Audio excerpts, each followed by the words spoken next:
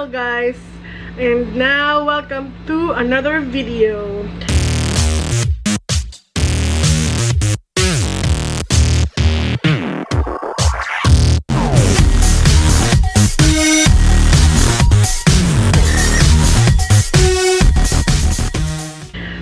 So for today's video, ang aking gagawin is actually dumating na to nung last week pa, pero ngayon ko lang siya magagawa ng video. As we all know na nag-release si Miss Anna Kai ng bago niyang beauty blender. So, nag-order ako and dumating na siya last week, pero ngayon ko lang siya gagawa ng review. So, magka-try tayong mag-review ng sponge. Since, sponge din before talaga yung ginagamit ko. Ito siya. So, tiniis ko siyang hindi buksan para sa inyo. So, ngayon guys, nakapag-toner na ako. So, ako naman, pag nag-makeup, talagang diretso toner lang. Tapos, makeup lang. Ganito. So, kinuha ko siya pareho. Ito siya. Open natin. Dire-diretso na to. Wala nang paligoy-ligoy pa. Para hindi tayo matatagal.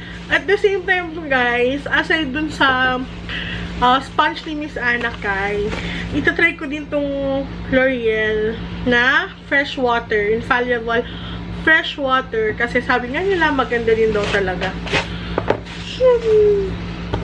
So, ito siya. Open muna natin yung una.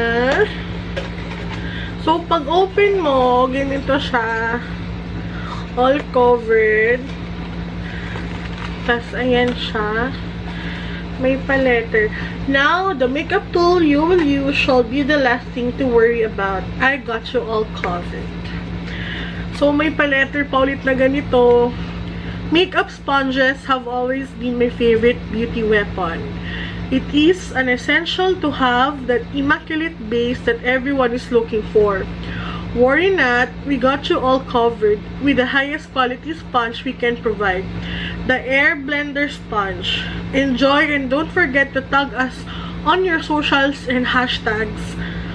All the love, Anna Kai. Woohoo! Sa bottom niya, may makikita kayong ganyan.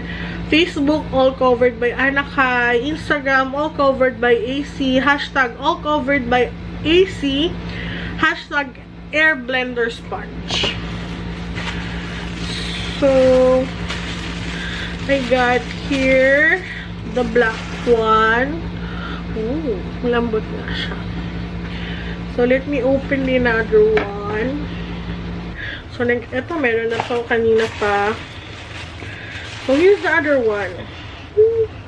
Oh my God, ang lambot nga niya. Ang lambot niya. Though, mas malambot to. So, meron akong i-compare dito ngayon, guys. Pero ito, nabili ko lang siya somewhere. So, medyo ito. Kung i-compare natin siya, ito kasi meron dito. Siguro dito ko siya sa black i-compare. Sa texture pa lang niya, medyo mas matigas-tigas na konti ito. Ito malambot. Tapos, sobrang lambot niya. Tapos, yung isa naman, sobrang lambot din talaga niya as in. Ayan. So, babasain ko muna to. Basain ko sila both, tapos itatry na natin. Nabasa ko na siya. Medyo mas lumaki siya kumpara nung nabasa. Ayan. So, without further ado, let's try. So, ang gagawin ko, kalahati, ito yung gagamitin ko pang cover. Kalahati, ito yung gagamitin ko pang cover. So, para makita natin kung yung consistency nila is pareho lang. So, let's try. So, ito ngayon, itatry ko rin, Infalliable 24-hour fresh wear. So, this one is in 150 Radiant Beige. May pagkamure na tayo. So, one pump.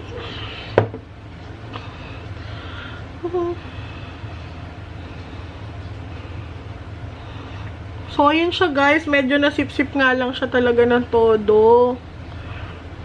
Tama nga sila.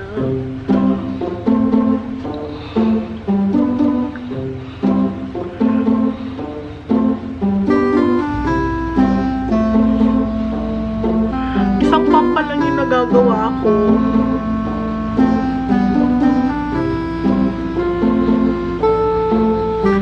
Pero hindi pa niya na-covered lahat. Medyo malakas siyang sumipsip.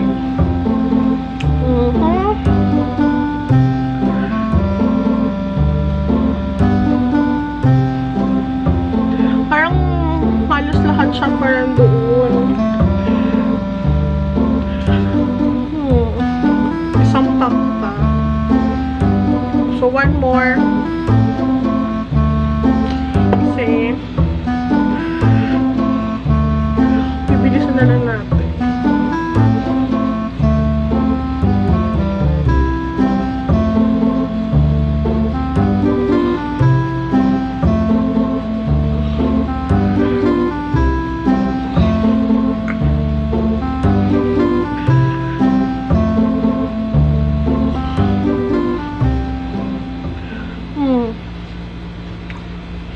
Ayan guys, first, ito yung kabila. May nagbago ba? Joke lang. So, ayan siya, first. So, pack naman siya. Kahit paano. Hindi pa siya na-covered. So, parang nandito lahat siya sa pink. Ito siya lahat. Foundation nandun lahat. So, try naman natin yung black. Ito naman siya. Pag ganun. So, ito, dalawang pump. Natin kung ilan yung kakayanin ng black.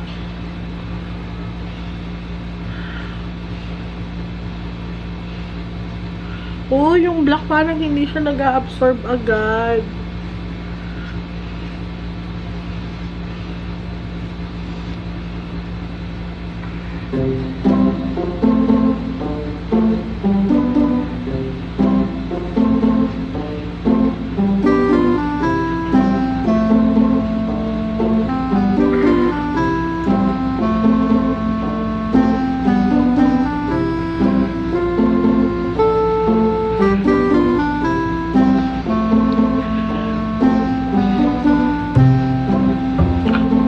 Guys, mas gusto ko yung black.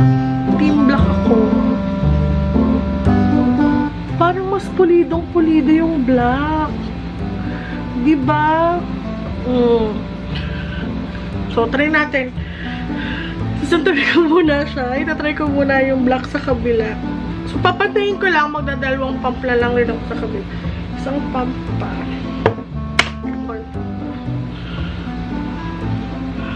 Parang mas magpaplakado kasi siya.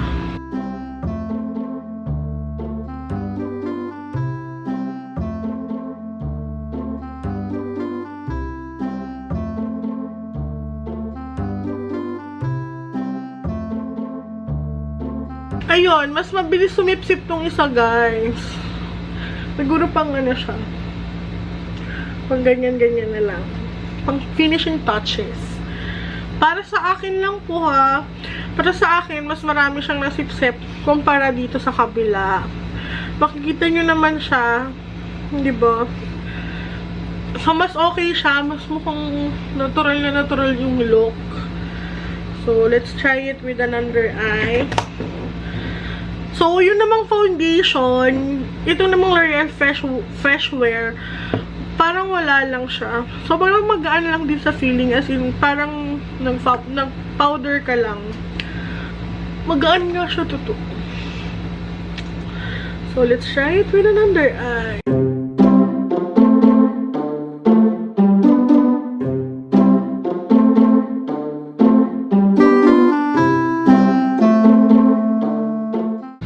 So, guys, ganyan lang ako. Hindi ako masyadong mahilig mag-under eye or something. So, try lang natin.